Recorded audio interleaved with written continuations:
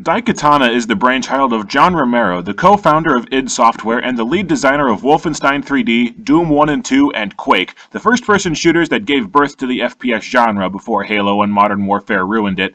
However, Romero was unsatisfied with how Quake turned out. Romero had intended for Quake to be an RPG that played like a first-person shooter, kind of like Borderlands, and he wanted the game to have a time-traveling story, instead of the Doom clone that the game turned out to be. So Romero either left or was fired from id, depending on who you ask, and formed a new game development company called Storm and started making Daikatana, hoping to make the game that he had intended Quake to be. Romero wrote a story that involved time traveling between 4 different time periods and wrote up a design document that called for 24 levels, 35 weapons, and 64 different enemy types, an absolutely massive amount of content, and, more ludicrously, Romero declared that the game would be finished in a mere 7 months, since Quake had been completed in 6 months with a similarly sized design team. Romero's reputation and his promises that Daikatana was again going to revolutionize the shooter genre led to a massive amount of hype surrounding the game as soon as it was announced, and then the problems set in. Daikatana was initially made using the Quake engine, and while the game was still in development, id Software released the Quake 2 engine, which had dramatically improved graphics and performance. Romero didn't want his masterpiece to be immediately outdated, so he ordered his dev team to shift the game to the Quake 2 engine, which took an entire year because the two engines are nothing alike. Along the way, Romero managed to completely piss off the majority of his dev team until many of his employees, including the lead designer, left Storm, resulting in the game being delayed further. After 3 years in development, Eidos got fed up and forced Storm to release the game in its current state. When Daikatana was finally released in 2000, it was, ironically, completely outdated next to its competitors Quake 3 and Unreal Tournament. The game also received overwhelming criticism, mostly centering on the game's outdated graphics and brain-dead AI. And just when you thought Daikatana couldn't get any worse, a Nintendo 64 port was released, rushed out by Kemco about 3 months after the game's initial release, with muddy graphics and key gameplay elements removed to get the game done quickly. What's strange is that the Nintendo 64 game was only available as a rental. You couldn't buy it until Blockbuster sold all of its copies to used game stores at the end of the Nintendo 64's lifetime. And if you think that means Daikatana is some rare, valuable gem, it was $9.99 at VStock, the same price as every other used game that isn't called Madden or Superman. Seriously, they have like 50 copies of Madden 99 at the store near me. That game must blow ass. Anyway, I didn't do much research on this game at first because I didn't want my opinion to be colored by other opinions, but I couldn't find a real reason for why this game is so hated. It didn't live up to its height and its AI is dumb, but you shouldn't hate a game just because of its reputation. So let's dig into Daikatana and see if this legendary bomb is as bad as it's cracked up to be. The hero of the story is Hiro Miyamoto, intentionally named after Shigeru Miyamoto, one of the biggest producers working for Nintendo, except his first name is Hiro because he's the hero of the game! I don't get it! I also don't get why the creator of the original ultra-violent first-person shooters was paying tribute to the creator of Mario. That'd be like if Bugs Bunny was in Mortal Kombat. Anyway, Hiro lives in a shithole dystopian future ruled over by the Mishima Corporation. Hiro gets visited by some old guy who says, and I'm summarizing because so much of the story is pointlessly overcomplicated, the Mishima took over the world by altering history with a magic sword called the Daikatana, and it's Hiro's destiny to steal back the Daikatana, fix history, and save the world. Hiro wisely decides not to go take on the evil mega corporation because a senile old fart walked up to him babbling about a magic sword, until the old guy pulls out a hologram of his smoking hot daughter with a huge rack, who's been captured trying to steal back the Daikatana. Then Hiro decides maybe saving the world wouldn't be so bad. It looks like Hiro wants to motorboat that hologram. By the way, this opening cutscene is 11 minutes long. It's like, shut the hell up, you old fart, I want to go shoot stuff! And if you're wondering about all the time paradoxes that would be involved with changing history, like how does the old man know that history has been changed, or shouldn't there now be 2 Daikatanas, the game half-assedly hand-waves all of those complications later on. Anyway, here's where the game starts. I was going to complain about the controls because you move with the C buttons and aim with the control stick, which felt really awkward until I had played a while, but then I popped in Quake 2 and found out that its controls are the same way, so I guess all FPSs on the Nintendo 64 used this control scheme. All 7 million of them.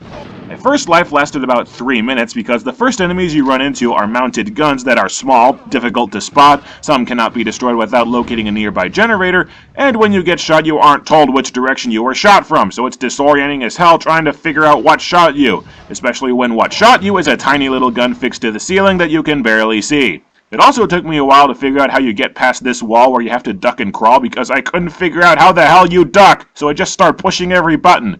The C buttons move, R jumps, L does nothing, the control pad and B switch weapons, A activates switches, which in this case does nothing, so how do I duck? Well, here's how you do it. You press A and R at the same time to crawl, which makes no sense since there are two buttons that do nothing. What the hell? The first level of the game, aside from the damn turrets and the confusing wall, wasn't all that bad, and at first I didn't see why this game is so hated. But when I got to the second level, where you're rescuing Mikiko, the big boob lady, from prison, that's when I started to see why people dislike this game. Daikatana's level design alternates between being lazy and being downright obnoxious. This level is full of traps that are specifically designed to kill you unless you've already died and you know that they're coming.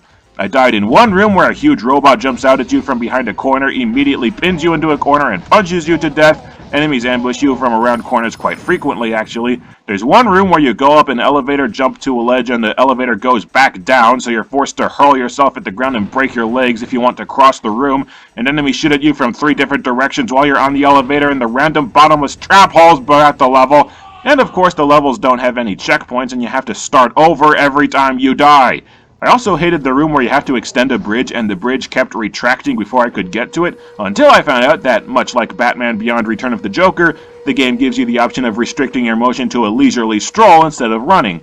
Also, much like Batman Beyond Return of the Joker, there's no point to ever using the walking speed. The only time you'll ever walk is when you need to go along some narrow catwalks above a bottomless pit, and one slight mistake on the control stick and you die. Your weapons are lousy too. They deal great damage, but they all have annoying caveats. Did you ever see the first Men in Black movie where Will Smith's gun has so much recoil that it sends him flying back several feet every time he fires it? You get 3 new guns in the second level, and all of them do that. Sent me flying off an elevator to my death. The first weapon you find, the Ion Blaster, its shots ricochet off walls, so if you accidentally fire headlong at a wall, the shot ricochets and hits you. Another of the weapons fires 6 shots at once no matter what you do, even though the weapon kills enemies in 1 hit, so it needlessly burns through ammo and quickly becomes useless. A little later you get a weapon called the Shockwave that has a gigantic blast radius that drains most of your health, so you'll never use it either. To switch weapons, you hold down the B button and scroll through your list of weapons until you find the one you want. Not only is this a pain in the ass, but the game doesn't pause while you do this. So if a giant robot comes out and you want to switch to the rocket launcher, you're screwed motionless while you cycle through your weapons. Compare this to Quake 2, where you have the option of pausing the game whenever you want to switch weapons. It's also worth mentioning that every enemy up until the last chapter dies in 1 hit, so rather than switching weapons to fit the situation, you just use the weapon that pisses you off the least. When I played Quake 2, I used every single weapon repeatedly. Half the weapons in Daikatana I used once to find out what they did and never touched them again. And remember how John Romero's entire premise for Daikatana was an RPG that played like a shooter? Well, here's where the RPG aspect comes in. You probably noticed the giant bars on the left side of the screen representing stats, speed, power, and whatever in the name of hell acro is. As you kill enemies, you get experience points that level up these stats, but you have no control over which stat increases when you level up. In most RPGs, you can control which stats increase when you level up so that you actually control your character's growth, hence the role-playing in a role-playing game. Or in JRPGs like Pokemon or the early Final Fantasy games, you customize your party and you have control over your leveling up by fighting random encounters. Daikatana is a shooter, and shooters are designed such that there are a limited number of enemies and you're pretty much forced to kill them all. You level up at the rate the game wants you to, and each skill increases at the exact point when the game lets it. There is no role-playing in this game because you have zero control over your character's growth. Then again, strictly predetermined progression pretty much describes Final Fantasy XIII, so maybe Romero was just 12 years ahead of the curve when he invented the role-playing game that has no role-playing. And you really only have the game's word that you're getting stronger because no matter how much your stats increase, you'll notice no difference whatsoever in how you play. At the end of level 2, you are joined in your quest by a fine African-American gentleman named Superfly Johnson. Are you serious? Superfly Johnson. That doesn't even sound real. That sounds like a name The Simpsons would make up for a basketball player. Still, I guess it is a better tough guy name than Cypher Rage. In stark contrast to the previous level, level 3 has no major hazards and has fewer enemies. I guess they got all the bullshit out of their system in level 2, so instead of being frustrating, this level is dull. At the end of the level, Mikiko joins you on your quest and you head off to steal the Daikatana, and the next level is a maze. A giant, tedious, but ultimately very simple maze. I suppose now is a good time to address another of the game's problems, actually the big problem. In the original PC game, Superfly and Mikiko are partners that fight alongside you, and their AI was absolutely brain dead. They'd kill themselves on every stage hazard they could find, including getting caught indoors and smashed to death, and generally do absolutely nothing to help you. They'd occasionally stroke out, decide that this wall isn't as solid as those skeptics would have you believe, and spend the rest of eternity running into a wall and you can't snap them out of it. And the retarded AI was a game-breaking pain in the ass that made the game nigh unplayable because you need both AI partners alive and by your side to finish levels. So players had to replay levels over and over again, hoping they could get lucky and finish the level before the AI's brain turned to mush. When called out on the lousy AI, Romero responded that the game is intended to be a challenge, that there's no hand-holding in regards to your partners. Yeah, there's a difference between designing your game to be a challenge and being abysmal at your job! They're not partners in the Nintendo 64 game because that was one of the corners that Kemco cut to get the game rushed out on time, but the dumbass AI of the enemies has been preserved.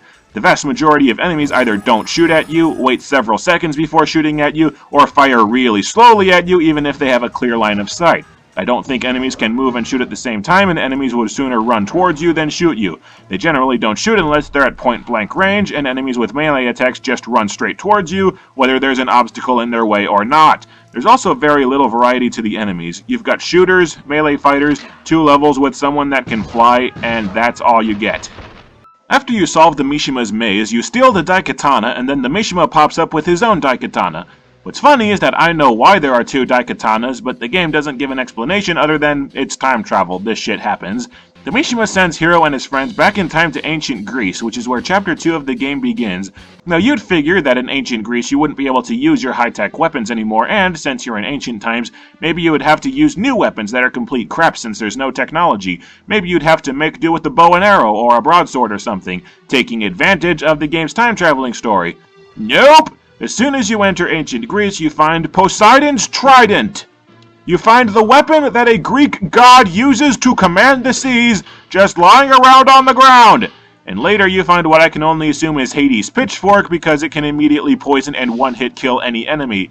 The weapons I'm finding in ancient Greece are better than the weapons I found in the distant future. At least these weapons don't send me flying across the room when I fire them. And by the way, you can't find any ammo for your first 6 weapons after you complete the first chapter, so all of those weapons are basically useless after the first portion of the game. So why the hell are those 6 weapons that are out of ammo and completely useless still in my inventory so that there's more shit to cycle through every time I want to switch weapons? In addition to running out of ammo, the game is specifically programmed so weapons barely do squat against enemies from other time periods. Also, you find a weapon in Greece called the Discus of Daedalus, a bladed predator disc that attacks enemies and then travels back to you. And the Discus often takes a chunk out of your health when it comes back to you because the game is stupid. And the ancient Greece levels, honestly, are just boring. The first level is only 5 minutes long and it only has like 9 enemies. All you do is walk through a few rooms and give this boatman a coin that you find somewhere. Why isn't he taking my coin? I found your stupid coin! Shut up and take my money! Take my money, damn it! Why isn't this working? A game bug. Of course, why did I expect anything less? The second level is tame because it has basic enemies and no tricky terrain, although it does have a real head-scratcher of a puzzle where you come across a brick wall you can't smash through, the wall is at the bottom of a hill, and at the top of the hill is a huge rock, and there's a long cutscene explaining your conundrum. Be amazed at the mind-bending puzzles of Daikatana! It's like the Riddler designed this shit. The third level is a maze where you have to find 7 pieces of a tablet and the enemies keep respawning, and the fourth level is, again, short and only has a few enemies. Most of the levels in this game are so sparsely populated that you just don't get to do a lot of shooting. I played through Quake 2 on a Nintendo 64 before starting this game, and every level in Quake 2 has about 20 to 40 enemies in them on easy mode. The vast majority of Daikatana's levels don't scratch 20. A handful of them don't scratch 10. You'd think that Romero's magnum opus that was intended to revolutionize the shooter genre would actually have enemies to shoot? Nope. And I think that I know why the game's levels are so poorly designed and boring. Aside from being completely unfinished and riddled with glitches, a lot of Daikatana's problems stem from the game being a vanity project, a game where the developer was more concerned with showing off his own artistic vision than he was about making a good game. The ancient Greece levels have a lot of pretty scenery, entire buildings like the Parthenon recreated, but there's only a few enemies inside those buildings. Romero wants you to look at these pretty Greek structures he's recreated, and he could care less if you actually do some shooting or gameplay in them or not. The same goes for the third chapter, where he recreates a Dark Ages temple, and the temple is completely empty. It's there to show off, and nothing else. That may also explain the game's stupid AI, even though the game was in development for 3 years, which was a really long time back in the day. Romero wasn't concerned with the enemy AI, he was concerned with making a beautiful environment in which you would fight the brain-dead AI. Pretty much all of these games' problems stem from the fact that Romero was more focused on making a game that was technically impressive than he was on making a shooter. He spent a ton of time on levels, weapons, and scenery porn, and he lost sight of the aspects of the game design that actually matter. The obsession with showing off also explains a lot of the game's other problems, the whacked-out weapons that are so gimmicky that they are more of a threat to you than the enemies, and the stage hazards. The original Daikatana had frogs that would poison you, crocodiles that would ambush you and drain buckets of your health. Each stage had cheap hazards that were designed to kill you with no warning, which was the second most bitched about thing in the game. Why would Romero, the guy who invented the FPS genre, do so many things that violate the fun of a shooter? Because he wanted Daikatana to be different, at the cost of sabotaging his own game. The game's quality was less important to him than his artistic vision. Actually, come to think of it, this game's official title, according to GameFAQs, is John Romero's Daikatana, not just Daikatana. And Daikatana is Japanese for giant sword, even if it is a slight mistranslation. Sword is often a euphemism for a male reproductive organ, so this game's full title is John Romero's Giant Penis!